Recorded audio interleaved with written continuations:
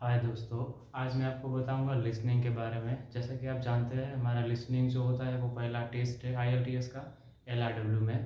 तो सबसे पहले लिसनिंग होता है। तो लिसनिंग कैसे होता है कि जैसे ही आप एलआरडब्ल्यू के लिए जाएंगे टेस्ट देने के लिए, तो आपका जो प्रोसेस होता है रजिस्ट्रेशन का वो कंप्लीट करते ही आपको बिठा दिया जाएगा एक हॉल में। और वहाँ पे वो लिसनिंग के लिए वो सारे इक्विपमेंट रखे होंगे। वहाँ पे क्या होगा कि आप हेडफोन आपको दिया जाएगा जो प्लग किया होगा।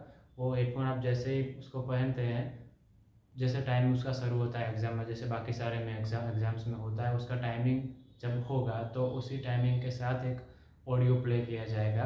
अब इसमें क्या होता है मैंने आपको बता दिया है, मगर अब जो लिसनिंग की जो बात होती है वो लिसनिंग क्या है, लिसनिंग क्यों ज़रूरी है, उसके बारे में डिस्कस करते हैं।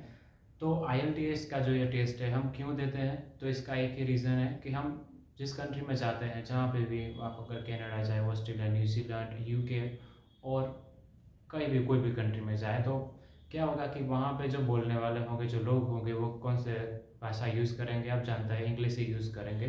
तो आप किस हद तक समझ सकते हैं या फिर आपका जो इंग्लिश का लेवल है कैसा है इन टर्म्स ऑफ लिसनिंग, यानी कि सुनने के मामले में आप अपनी जो ये लैंग्वेज आप जो इंग्लिश का कहते हैं कि आपको मालूम है, आप यूज़ कर सकते हैं, वो किस हद तक यूज़ करते हैं, वो लेवल का टेस्ट करने के लिए लिसनिंग का मॉड्यूल होता है आईएल्स में। तो क्या होता है, तो सबसे पहले लिसनिंग स्किल्स आपके टेस्ट करने के लिए वो टेस्ट लिया जाता है, क्योंकि वहाँ पे अगर आप जाएंगे तो स्टडी करते हैं या फिर जॉब करते हैं वहाँ जाके, मगर आपको कम्युनिकेट करना होगा, लोगों से बातचीत करनी होगी, तो वो ये लिसनिंग स्किल्स उसमें टेस्ट होता है लिसनिंग मॉड्यूल में। दूसरी सबसे इम्पोर्टेंट बात ये है कि अंडरस्टैंडिंग ऑफ इंग्लिश। आपको मान लीजिए आपके लिसनिंग स्किल तो कॉमन लिसनिंग स्किल्स भी होते हैं आपके, अच्छे होते हैं, मगर लिंगुअल लिसनिंग स्किल्स भी होते हैं। मतलब भाषा के मामले में अगर बात करें तो आप इंग्लिश कितनी अच्छे से समझ सकते हैं सुनकर, ये टेस्ट करने के लिए होता है।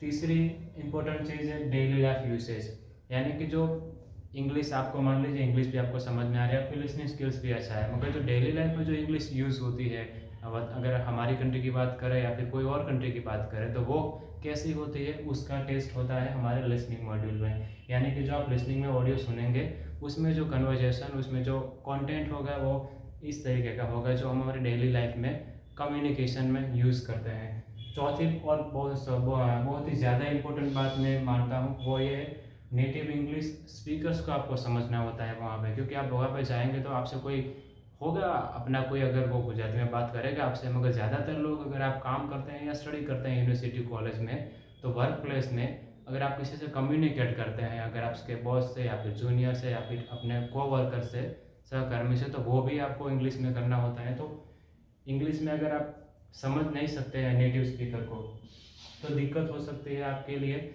जॉब करने में भी और पढ़ने में भी। तो ये सबसे इम्पोर्टेंट बात है कि आप नेटिव स्पीकर्स को समझें, और वो आप तभी समझ सकते हैं जब आप इंग्लिश का जो लिसनिंग है, लिसनिंग एबिलिटीज़ आपकी अच्छी है इंग्लिश भाषा की। ओके, तो ये है इम्पोर्टेंस लिसनिंग मॉड्यूल का आयल्स में। Okay, thank you.